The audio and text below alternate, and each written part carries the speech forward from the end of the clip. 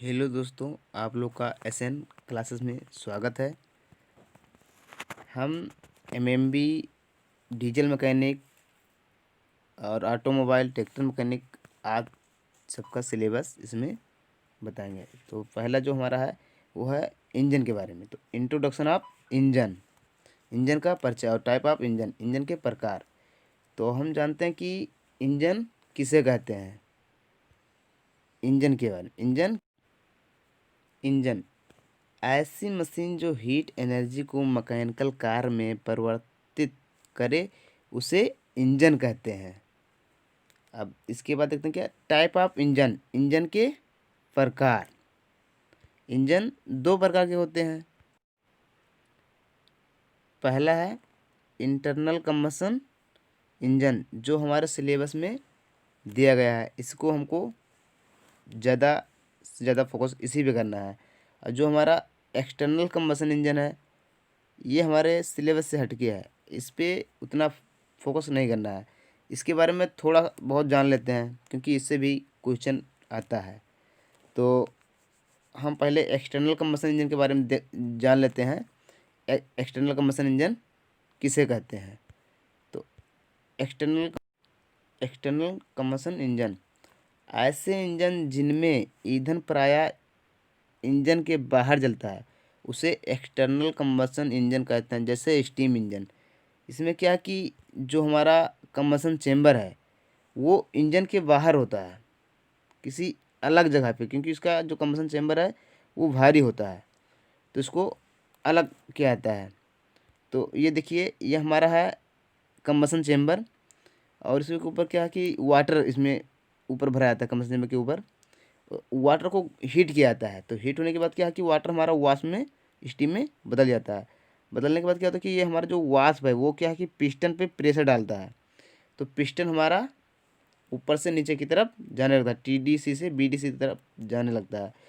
तो ये क्या है कि हमारा piston reciprocating motion to rotary motion में कन्वर्ट हो जाता है, जिससे हमको मैकेनिकल वर्क मिलता है। तो इसके जो दो इंजन है वो कौन कौन से हैं एक्सटर्नल कंबशन इंजन के, एक है स्टीम इंजन और दूसरा है टरबाइन इंजन।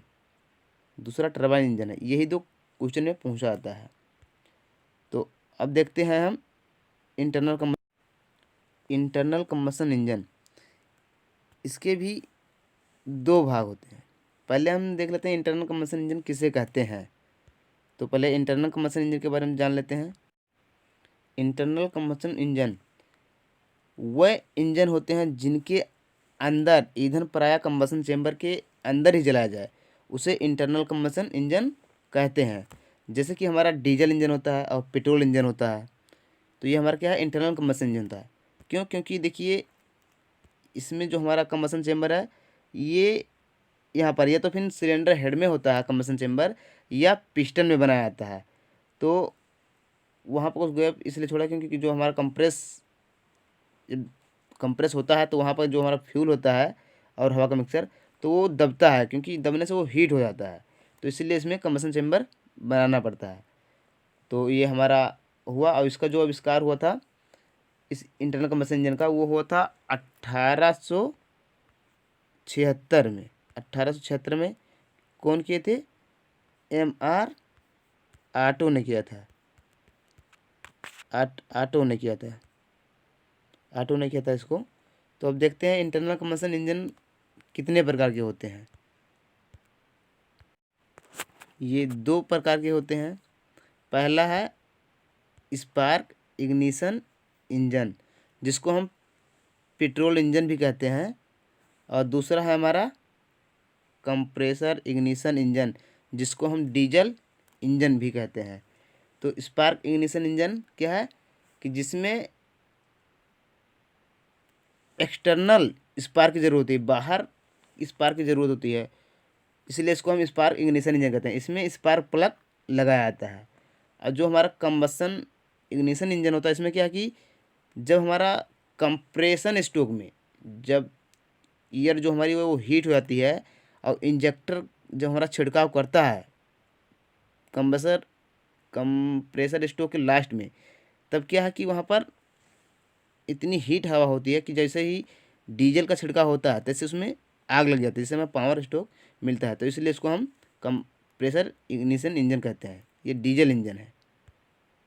तो देख लेते हैं इसके बारे में थोड़ा बहुत। Spark ignition engine. Spark ignition engine में पेट्रोल और हवा को जलाने के लिए एक्सटर्नल स्पार्क की ज़रूरत होती है। देखिए ये हमारा जो है, ये हमारा स्पार्क प्लग लगा हुआ है। ये क्या कि जब सक्शन स्ट्रोक होता है तो सक्शन स्ट्रोक में पेट्रोल और हवा का मिक्सन कार्बोरेटर से सिलेंडर में आता है। सिलेंडर में इनलेट वाल्व के माध्यम से आता है। उसके बाद क्या होता है कि जब कंप्रेशन स्ट्रोक होने के बाद बिल्कुल लास्ट में तो क्या कि स्पार्क प्लग एक चिंगारी देता है। तो वहाँ जैसे चिंगारी देता है उसमें आग लग जाती है, तो वहाँ पर हमारा पावर स्ट्रोक होता है। तो इसीलिए इसको हम स्पार्क इग्निशन इंजन कहते हैं। अब देखते हैं हमारा कंप्रेसर इग्निशन इंजन। ये हमारा compressor ignition engine. Compressor ignition engine में एक्सटर्नल स्पार्क की ज़रूरत नहीं होती है, क्योंकि इसमें जब कंप्रेशन स्ट्रोक के लास्ट में ये जो हमारा लगा हुआ है इंजेक्टर, जब इंजेक्टर हमारा लास्ट में कंप्रेसर स्ट्रोक के अंत में जब छिड़काव करता है तो वहाँ पर एयर इतना गर्म होती है, जैसे ही डीजल का छिड़काव होता है तैसे ही वहाँ आग लग जाती है, जहाँ से हमको पावर स्ट्रोक मिलता है। तो इसको हम कंप्रेशन इग्निशन इंजन कहते हैं, क्योंकि कंप्रेशन से आग लगती है। तो इसको हम compression stroke compression ignition engine कहते हैं।